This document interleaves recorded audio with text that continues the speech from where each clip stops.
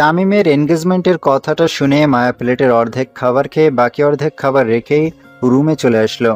রুমে এসে দরজাটা বন্ধ করে মায়া ধপ করে বিছানার উপর শুয়ে পড়ল। শুয়ে শুয়ে মায়া শুধু তামিমকে নিয়েই ভাবছে। উনি কি তাহলে আমায় ভালোবাসেন না? উনিও কি তাহলে অন্য ছেলেদের মতো আমার পেছনে ঘুরঘুর করছিলেন জাস্ট টাইম পাস করার জন্য? হতেও পারে, কারণ এই 15 দিনে উনি আমার সাথে কখনো কথাই বলেন। দেখা হলেই আমাকে না দেখার ভান করে পাশ কাটিয়ে চলে যেতেন। এই 15 দিনের বেশিরভাগ সময়ই ওনাকে ওই মেয়েটার সাথে দেখা গেছে। হাঁটতে গেলে, কথা বলতে গেলে আর হেঁটে গেলে একদম পাশাপাশি, আর একে অন্যের হাত ধরে থাকতো দুজনেই। তাহলে উনি যেদিন ওনার গাড়ি দিয়ে আমায় বাসায় নামিয়ে দিয়ে গেলেন, সেদিন কেন আমায় জিজ্ঞেস করলেন আমি ওনাকে ভালোবাসি কিনা? ওনার মনে আসলে চলছিলটা কি?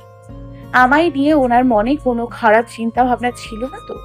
এই শহরের নাম করা একজন বিজনেসম্যান হলেও ওনার মধ্যে অহংকারের কোনো ছিটে ফোটাও নেই। আমি যতদূর জানি উনি একজন ভালো মনের মানুষ।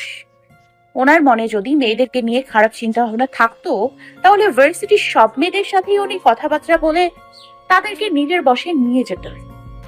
কিন্তু উনি তো এইসবের কিছু করেন না, বরং মেয়েদের থেকে যথেষ্ট দূরত্ব বজায় রেখে চলাফেরা করেন আর মেয়েদেরকে অনেক সম্মানও করেন। তাহলে উনি আমার পেছনে ভালোবাসার জন্য ঘুরঘুর করে কেন এখন অন্য একটা মেয়ে নিজের জীবন সঙ্গী বানাতে চাইছেন? উনি আমার সাথে ভালোবাসার নামে নাটক করলেও আমি যে ওনাকে এখন সত্যি সত্যি ভালোবেসে ফেলেছি। ওনাকে যে আমি নিজের মনে জায়গা দিয়ে ফেলেছি। ওনাকে ছাড়া যে আমি অন্য কাউকে নিজের মনে জায়গা দিতে পারবো না। কি হচ্ছে আমার সাথে এইসব? নিজের ভালোবাসার মানুষটাকে কি এই জীবনে আর নিজের করে পাবো না? শেষ পর্যন্ত যে কি হবে সেটা একমাত্র উপরওয়ালাই ভালো জানে। কথাগুলো ভাবতে ভাবতে মায়া একসময় ঘুমের রাজ্যে হারিয়ে যায়। এদিকে তামিমও রাতের খাবার খেয়ে রুমে এসে ভাবতে লাগলো এখন কি করা যায়। আমি তো রিয়াকে বিয়ে করতে পারবো না, কারণ আমি মায়াকে ভালোবাসি। এতদিন রিয়ার সাথে এত ক্লোজ হয়ে চলাফেরা করেছি শুধু মায়ার জন্য, যাতে সে আমাদেরকে একসাথে দেখে সহ্য করতে না পেরে আমায় এসে ভালোবাসি কথাটা বলে দেয়। মায়া যদি একবার আমায় এসে ভালোবাসি কথাটা বলে দিত, তাহলে আমাদের মধ্যে আর কোনো বাধা থাকতো না। কারণ মায়া আমাকে ভালোবাসলে আব্বুকেও আমি রিকোয়েস্ট করে বিয়েটা ক্যান্সেল করাতে পারতাম। কিন্তু মায়া তো একবারও আমাকে রিয়ার সাথে দেখে কিছু বলে নাই। দূর থেকে সে আমাদেরকে দেখে শুধু জেলাস ফিল করতো, বাট কখনো ভালোবাসি কথাটা বলেনি। তাহলে কি মায়া আমাকে সত্যি ভালোবাসে না? কিন্তু আমি যে মায়াকে মন থেকে ভালোবাসি, চাইলেও তাকে আর এই মন থেকে বের করে দিতে পারবো না। এখন আমি কি করব? যে করেই হোক আমায় এই এঙ্গেজমেন্টটা আটকাতেই হবে। রিয়ার সাথে যদি একবার আমার এঙ্গেজমেন্টটা হয়ে যায়, তাহলে রিয়াকে বিয়ে করা না ছাড়া আমার আর উপায় থাকবে না। এইসব বিষয় নিয়ে ভাবতে ভাবতে তামিমও একসময় ঘুমিয়ে পড়ে। দেখতে দেখতে শুক্রবার চলে আসলো। মায়া এই কয়দিনে আর ভার্সিটিতেও যায়নি। গিয়ে কি করবে? তামিমকে রিয়ার সাথে দেখলে যে মায়ার আরও কষ্ট হবে। তাই মায়া ভার্সিটিতে না গিয়ে সারাক্ষণ রুমের মধ্যে থেকে তামিমকে নিয়ে ভাবনায় থাকতো। অপরদিকে তামিমও এই কয়দিন ভার্সিটিতে যায়নি তার আব্বুর কথায়। এনগেজমেন্ট না হওয়া পর্যন্ত তামিম যেন ভার্সিটিতে না যায়, এটা তার বাবার কড়া নির্দেশ। আসলে তামিম তার বাবাকে তেমন ভয় পায় না। সে তার বাবাকে যথেষ্ট সম্মান করে বিধায় সে তার বাবার সব কথা মেনে চলে। ভার্সিটিতে যেতে না পেরে মায়ার মতো তামিমেরও একই অবস্থা। মায়া হয়তো ভার্সিটিতে গিয়ে তামিমকে কোথাও দেখতে না পেয়ে সব জায়গায় খুঁজে বেড়াবে, কিন্তু তামিমকে সে পাবে না। হয়তো কারো মুখে তামিমের এনগেজমেন্টের কথা শুনে মায়া একটা বড়সড় ধাক্কা খাবে। এইরকম নানান চিন্তা তামিমের মাথায় ঘুরপাক খাচ্ছে মায়াকে নিয়ে। সন্ধ্যাবেলায় মায়ার পরিবারের সবাই রফিক আহমেদের বাড়িতে চলে আসে তামিমের এনগেজমেন্টে। মায়া প্রথমে আসতে চাইছিল না, কিন্তু তার বাবার জোরাজোরিতে আসতে হয়েছে। ছেলের এনগেজমেন্টের উপলক্ষে রফিক আহমেদ বাড়িতে আজ বিশাল আয়োজন করেছেন। সারা বাড়ি অনেক সুন্দর করে সাজানো হয়েছে। বাড়ি ভর্তি লোকজন, কেউ তার বিজনেস পার্টনার, আবার কেউ তার কর্মচারী বা অফিসের স্টাফ। এক কথায় উনি যাদেরকে দাওয়াত দিয়েছেন তাদের মধ্যে অর্ধেক মানুষই তামিমের এনগেজমেন্টে এসেছে। মায়া তামিমদের বাড়িতে এই প্রথম এসেছে। বিশাল বড় বাড়ি তাদের। এতদিন সে লোকমুখে শুনে এসেছে রফিক আহমেদের বাড়ি নাকি অনেক সুন্দর, আর আজ মায়া তার নিজের চোখে তাদের বাড়ি ঘুরে ঘুরে দেখছে। হাঁটতে হাঁটতে মায়া হঠাৎ কারোর সাথে ধাক্কা খেয়ে নিচে পড়ে যাচ্ছিল, কিন্তু সেই ব্যক্তিটির সাথে সাথে মায়ের কোমর জড়িয়ে ধরে ফেলে। মায়া তো ভয়ে চোখ বন্ধ করে ফেলল। তারপর হঠাৎ মনে হলো কে যেন তার কোমর ধরে রেখেছে। মায়া আস্তে আস্তে নিজের চোখ খুলে সামনে তাকাতেই বড় ধরনের একটা শক খেল। কারণ যে মানুষটা তার কোমর ধরে রেখেছে সে আর কেউ না, তামিম। তামিমও মায়াকে এইখানে দেখে খানিকটা অবাক হয়ে মায়ের দিকে তাকিয়ে আছে। তামিম মায়াকে দেখে অবাক না হলে তাড়াতাড়ি করে উঠে দাঁড়ালো। তুমি এখানে কিভাবে আর কখন আসলে? আমার পরিবারের সাথে এসেছি। পরিবারের সাথে মানে? তুমি আমাদের... আপু বললো আপনার আব্বুর কয়েকটা ফ্যাক্টরি নাকি আব্বু দেখাশোনা করেন, তাই আপনার আব্বু আমার আব্বুকে আপনার এঙ্গেজমেন্টের দাওয়াত দিয়েছেন। তুমি এখানে এসে ভালোই করেছো। আমি তোমায় কিছু... আব্বু হয়তো আমায় খুঁজছেন, আমি গেলাম, বাই। আর এঙ্গেজমেন্টের কংগ্রেস। কথাগুলো বলে মায়া সেখান থেকে আবার তার আব্বু আম্মুর কাছে চলে আসলো। তামিমও সেখানে দাঁড়িয়ে না থেকে মায়ের পিছু নিতে নিতে মায়ের কাছে চলে আসলো। মায়ের কাছে এসে দাঁড়াতেই তামিমের বাবা কোথা থেকে জানি এসে তামিমের হাত ধরে বাড়ির ভিতরে নিয়ে আসলেন। কত সময় ধরে তোমায় খুঁজতেছি, কোথায় ছিলে তুমি এতক্ষণ? আব্বু আমি... থাক, আর কিছু বলতে হবে না, চলো এখন তোমাদের আংটি পরানো হবে। আব্বু আমার একটু কথা... যা বলার পরে বলিও, এখন চলো। কথাগুলো বলেই তামিমের বাবা তামিমের হাত ধরে বাহিরে নিয়ে এসে স্টেজে গিয়ে দাঁড়ালেন। আর ওই সময় রিয়ার আব্বু ও রিয়াকে নিয়ে স্টেজে এসে দাঁড়ালেন। এরপর তামিমের বাবা মাইক হাতে নিয়ে সবাইকে অ্যানাউন্সমেন্ট করে জানিয়ে দিলেন যে এখনই তার ছেলের এনগেজমেন্ট হবে। তামিমের বাবার অ্যানাউন্স শুনে পার্টিতে থাকা সব লোকজন স্টেজের সামনে এসে দাঁড়ালো। মায়াও এসেছে, কিন্তু একদম পেছনে। সে কোনো রকমে তামিমকে দেখতে পাচ্ছে। তামিম আজ একটা ব্ল্যাক কালারের পাঞ্জাবি পরেছে, সাথে সাদা কালারের পায়জামা, যা ছেলেরা পাঞ্জাবির সাথে পরে। মায়ের কাছে তামিমকে আজ অনেক সুন্দর লাগছে, কিন্তু কিছুক্ষণ পরেই তার ভালোবাসার মানুষটা অন্য কারো হয়ে যাবে, এটা ভাবতে মায়ের মন কেঁদে উঠল। এদিকে রিয়ার বাবা রিয়ার হাতে একটা আংটি দিয়ে বললেন তামিমের হাতে পরিয়ে দিতে। রিয়াও খুশি মনে আংটিটা তামিমকে পরিয়ে দিল। এবার তামিমের পালা। তামিমকেও তার আব্বু একটা আংটি দিয়ে বললেন রিয়ার হাতে পরিয়ে দিতে। তামিম আংটিটা নিয়ে চারপাশে তাকিয়ে মায়াকে খুঁজতে লাগলো, কিন্তু মায়া অনেক পিছনে থাকায় তামিম তাকে দেখতে পাচ্ছে না। এবার তামিমের বাবা একটু ধমকের সুরে বললেন আংটি না পরিয়ে চারপাশে তাকিয়ে কি দেখছো? তামিম তার বাবার ধমক শুনে রিয়ার হাতে আংটি পরাতে যাবে, তখন হঠাৎ পিছন থেকে কে যেন চিৎকার করে বলল, এই এঙ্গেজমেন্ট হবে না, তামিম শুধু আমার, ওনাকে না পেলে আমি মরে যাব। কথাটা শুনেই তামিমের বাবা আর উপস্থিত সবাই পিছনে তাকালো। তামিম দেখলো মায়ের চোখ দিয়ে অঝরে পানি ঝরছে। তখনই টেবিলের পাশে থাকা একটা ছুরি নিয়ে মায়া নিজের হাতের কবজিতে জোরে একটা টান মারলো। সাথে সাথে মায়ের হাত দিয়ে সিটকিনি দিয়ে রক্ত বের হতে শুরু করলো। তামিম মায়ের এই অবস্থা থেকে মায়া বলে জোরে একটা চিৎকার মেরে স্টেজ থেকে নেমে লোকদের সরিয়ে দৌড়ে মায়ের কাছে এসে মায়াকে নিজের বুকের মধ্যে নিয়ে নিল। মায়া, তুমি এটা কি করলে? কেন করলে এমনটা? খুব ভালোবাসি আপনাকে। আপনাকে কিভাবে নিজের চোখের সামনে অন্য কারোর হতে দেই বলেন? ভালোবাসি, অনেক ভালোবাসি, সো মাচ। অনেক কষ্টে কথাগুলো বলল Maya. I love you too. আমিও তোমায় ভালোবাসি। মায়াকে নিজের বুকের সাথে শক্ত করে চেপে ধরে, কিন্তু আমার যে আর বেশি সময় নেই, হয়তো কিছুক্ষণের মধ্যে আমি এই দুনিয়া ছেড়ে। কথাগুলো শেষ হওয়ার আগে মায়া জ্ঞান হারিয়ে ফেলে। না, আমি তোমার কিছু হতে দিব না। রকি, গাড়ি বের করো। কথাগুলো বলেই তামিম মায়াকে কোলে তুলে নিল আর বাড়ির বাইরে এসে গাড়িতে উঠে রকিকে হসপিটালে নিয়ে যেতে বলল। রকি ও তামিমের কথা মতো তাদের পাশে একটা হসপিটালে নিয়ে এসে গাড়ি থামালো। তামিম গাড়ি থেকে নেমে মায়াকে কোলে করে নিয়ে হসপিটালে ঢুকে জোরে জোরে ডাক্তারকে ডাকতে লাগলো। চিৎকার শুনে একজন নার্স দৌড়ে তামিমের সামনে এসে দাঁড়ালো। ও মাই গড, ওনার হাত এত কাটলো কি করে? ডাক্তার কোথায়? ডাক্তারকে ডাকো। যে করেই হোক আমার মায়াকে আমি সুস্থ দেখতে চাই। আমার মায়ের কিছু হলে... প্লিজ আপনি শান্ত হন, আমি এক্ষুনি ডাক্তার বাবুকে নিয়ে আসছি। বলেই নার্সটা কোথায় যেন চলে গেল। কিছুক্ষণ পর নার্সটা একটা ডাক্তারকে নিয়ে আসলো, সাথে আরও কয়েকজন নার্স একটা খাটে নিয়ে আসলো, যেইটাই করে পেশেন্টকে অপারেশন থিয়েটারে আনা হয়। পেশেন্টকে এই খাটের মধ্যে রাখেন, আর তোমরা তাড়াতাড়ি ওনাকে নিয়ে ভিতরে আসো। ডাক্তারের কথায় তামিম মায়াকে ওই খাটে রাখলো আর নার্সরা মায়াকে নিয়ে অপারেশন থিয়েটার রুমে চলে আসলো। তামিমও ভিতরে যেতে চাচ্ছিল, কিন্তু একটা নার্স তাকে ভিতরে আসতে নিষেধ করে ভিতর থেকে দরজা লাগিয়ে দেয়। তামিম ওইখানে মাটির মধ্যে ধপ করে বসে পড়ে। মায়ের এমন অবস্থার জন্য তামিম নিজেই দায়ী।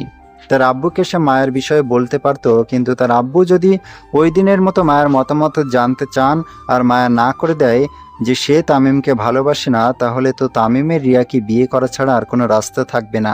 তারপরও তামিম সব কিছুর জন্য নিজেকে দোষারোপ করছে আর অঝরে কেঁদে যাচ্ছে। কিছুক্ষণ পর অপারেশন থিয়েটার থেকে এক নার্স বের হয়ে এসে তামিমকে বলল, পেশেন্টের শরীর থেকে অনেক রক্ত বেরিয়েছে, দ্রুত এ পজিটিভ গ্রুপের 1 ব্যাগ রক্তের ব্যবস্থা করুন, না হলে পেশেন্টকে বাঁচানো যাবে না।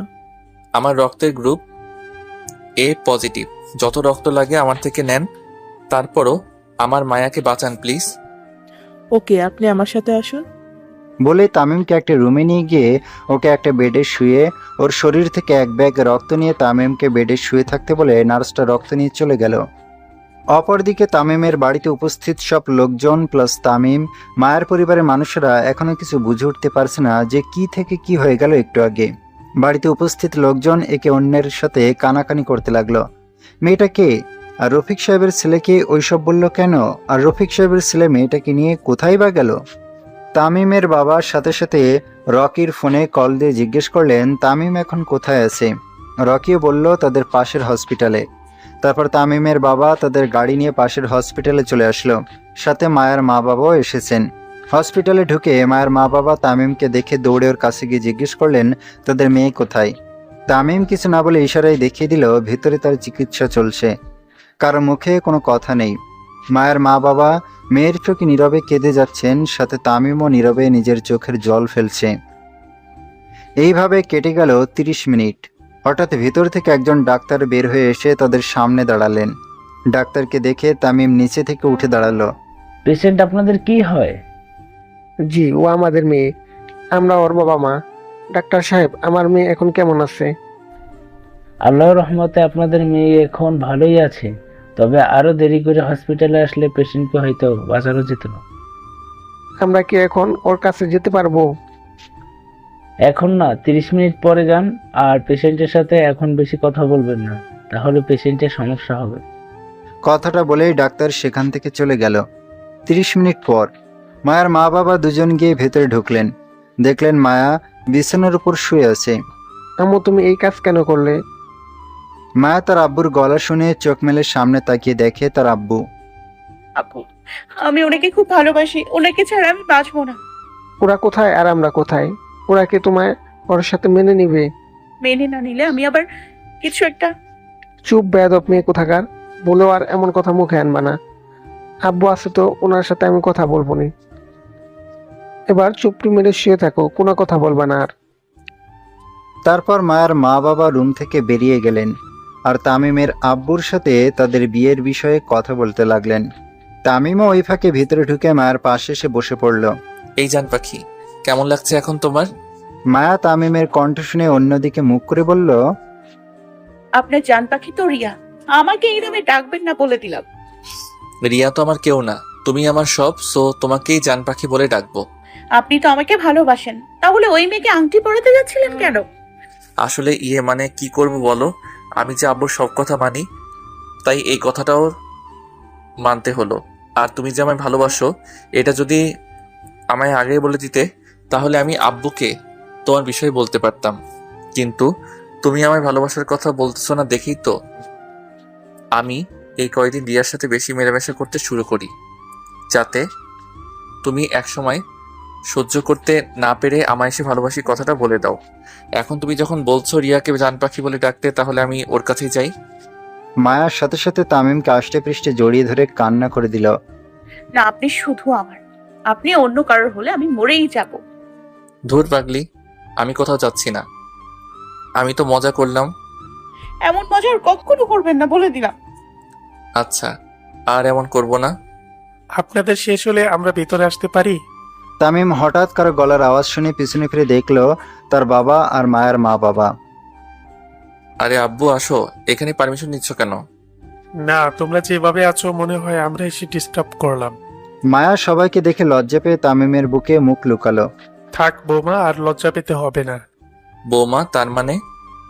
আমি রাজি, কারণ আমি চাই না যাকে আমার ছেলে ভালোবাসে না তার সাথে ওর বিয়ে দিয়ে মেয়েটা জীবন নষ্ট করতে। তাছাড়া মায়ের আপু আমার কাছে অনেক বিশ্বস্ত লোক, তাই আমিও রাজি হয়ে গেলাম। কিন্তু রিয়ার কি হবে? আমি রিয়ার আব্বুর সাথে কথা বলেই এই সিদ্ধান্তটা নিয়েছি। রিয়া নিজেও বলেছে তুমি যেহেতু তাকে বিয়ে করে হ্যাপি হতে পারবে না, তাহলে সেও তোমাকে আর জোর করবে না।